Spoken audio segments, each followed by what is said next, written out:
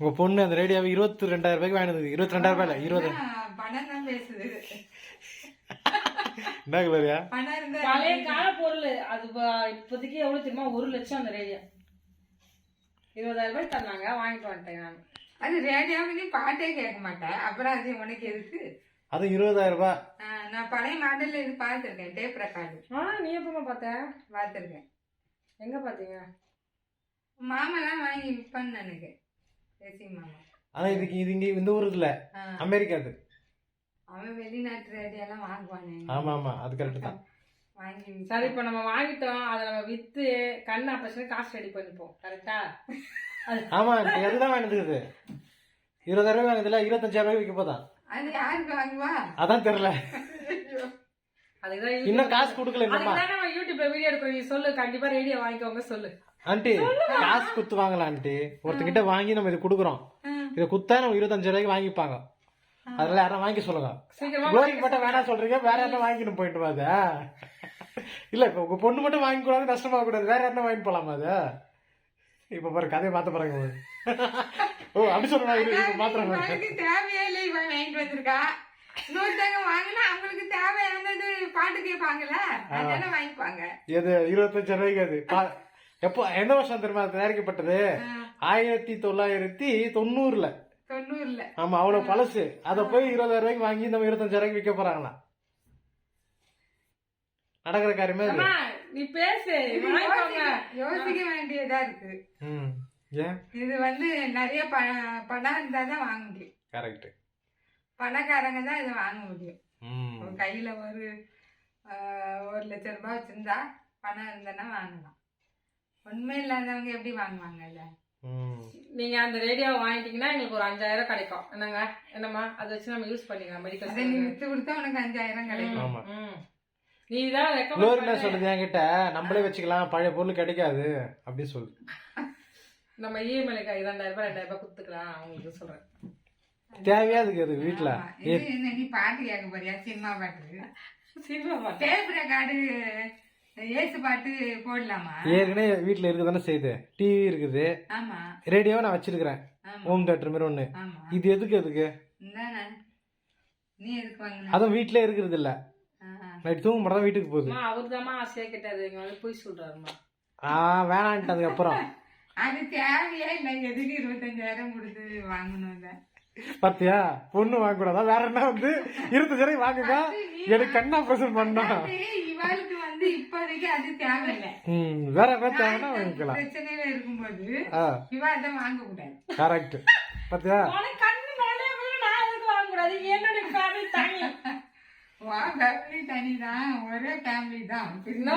அதனால வாங்க கூடாது. மருமகன் சப்போர்ட் பண்றதுனால ஒரே ஃபேமிலி கிடையாது. நான் ராகவன் ஃபேமிலி, நீ Emmanuel family. Okay, you understand? Aunty பிரச்சனை அது இல்ல. வாங்கலாமா வாங்க கூடாதா அதை சொல்லுங்க. வாங்க கூடாது, அவ்வளவுதான். அப்ப வேற யாருமே வைக்கவும் கூடாது. அதானே கரெக்ட். அப்பா கிட்ட சொல்லி அவங்க ஓனர் கிட்ட வித்து கொடுக்க சொல்லுங்க. அவரு எல்லாம் செய்ய மாட்டாரு. அந்த டிவி அதெல்லாம் விற்க மாட்டாரு. தயவு செஞ்சு இந்த ரேடியோ உங்களுக்கு பிடிச்சிருந்துதான் வாங்குங்க. எங்களுக்கு ஏற்பாடு. எனக்கு கண் ஆபரேஷன் பண்ணல, அதுக்கு பணம் தேவை. அதுக்காக இந்த ரேடியோ வித்துறீங்க. 25,000க்கு நாங்க சேல்ஸ் பண்றோம். 25,000 வாங்குங்க. மனசாட்சி இல்ல 25,000 ரூபாய்க்கு. நீங்க தான் சொன்னீங்க 25,000. சரி சரி, 25,000 ரூபாய்க்கு 25,000 ரூபாய்க்கு விற்கணும்ன்றீங்க. ஏன்னா அட்லீஸ்ட் ஒரு கண்ணுக்காவது ஆபரேஷன் பண்ணிடலாமே 25,000 அப்படின்னு ஒரு ஐடியா. டாக்டர் அப்படிதான் சொல்லிருக்காங்க, ரெண்டும் சேர்த்து பண்ணணும்னு சொல்லிட்டாங்க. நான் என்ன பண்றது? தனித்தனியா பண்ணா நம்ம அப்படியாமா? என்னங்க ஆண்டி சொல்லுங்க, பிரச்சனை எப்படி? வித்துடலாமா வேணாவா? இரு கரெக்ட் தான். தேவையில்லாத குளோரி என்ன சொல்லுச்சுன்னா அது கிடைக்காது, நம்ம வாங்கிக்கலாம். உனக்கு போர் அடிக்கலாமா? நீ வச்சுக்கோ, அந்த ஏன் எனக்கு- ஸ்டாலின் ஐயா போடுற காசு 1000 ரூபாய் 20 மாசத்துக்கு எடுத்துக்கிறேன். ஸ்டாலின் ஐயா போடுதாரா? அவரே இருப்பாரு இல்ல தெரியாம தெரிஞ்சுக்கிறாங்க அவங்க. ஸ்டாலின் ஐயா போட்டுன்னு தான் இருக்காரு. அந்த 1000 ரூபாய் நான் எடுத்துக்கிறேன் மாசம் 20 மாசம். அவரு இருப்பாரு, அவர் போட்டுன்னு தான் இருப்பாரு. எடப்பாடியார் வந்து 2000 போடுவாரா? பாத்தியா இந்த மாதிரி யோசிச்சா என்ன பண்றது? அவ்வளவுதான். எலெக்ஷனுக்கு support பண்ணுவாரு. இல்ல அவன் பாருப்பா இவரு வந்தா 2000 ரூபாய் போடுவாரு, அதனால அவர் வரட்டும்ல. இப்ப 5000 ரூபாய் ஒருத்தர் போடுறேன்னா அவங்க வரட்டுன்றீங்க. அதாவது இவரு எங்க வர போறா நீ சொன்னல, அப்ப எடப்பாடியார் இல்ல அப்படி சொல்லாண்டி யாராவது நம்மளும் தெரியும், போடுறேன்னு அவரு சொல்றாரு. நம்மளுக்கு தெரியும். ஆமா, நல்லா இருக்கு. ஸ்கூட்டி எல்லாம் வாங்கி கொடுக்குறாரா? ஸ்கூட்டி வந்து தராராமா? உனக்கு ஸ்கூட்டி ஓட்ட வீடு இல்லாதவங்களுக்கு வீடு கொடுக்குறாரா? அனைவருக்கும் வீடு. எல்லாம் கொடுப்பாங்க ஆண்டி, நம்ம கிட்ட இருந்து வாங்கி தான் கொடுப்பாங்க. அது நம்ம புரிஞ்சுக்கணும், சும்மா எல்லாம் கொடுக்க மாட்டாங்க. டேப் கார்டு வாங்கி சொல்லுங்கம்மா, எங்க அம்மா டிவி இல்ல, கண்ணு வேற தெரியல, எதுவும் படிக்க கூட முடியல, நீங்க அதை வாங்கிட்டு மாசம் மாசம் நான் 1000 ரூபாய் எடுத்துக்கிறேன் உட்காந்து வந்து. எனக்கு எதுக்கு அந்த டேபிள் கார்டு? ஏய் அது எப்படி உனக்கு காசு? அதுக்கு சொன்னேன். எனக்கு அதெல்லாம் தேவையில்லைம்மா.